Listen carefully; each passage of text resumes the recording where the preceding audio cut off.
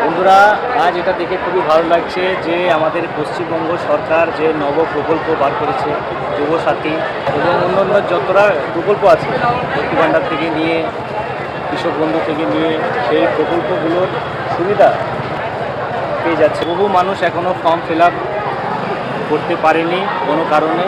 তাদের উদ্দেশ্যে বলবো, যত তাড়াতাড়ি সম্ভব দ্রুত সম্ভব আপনারা ফর্ম ফিল আপ করে নেবেন, রেজিস্ট্রেশন করে নেবেন।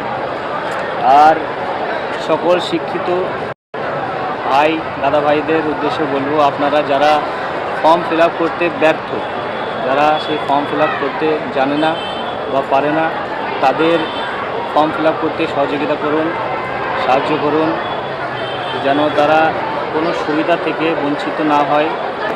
মানুষ পশ্চিমবঙ্গ সরকারের ওপরে যে বিশ্বাসটা রেখেছে, এটাই সবথেকে বড় পাওনা, উপহার।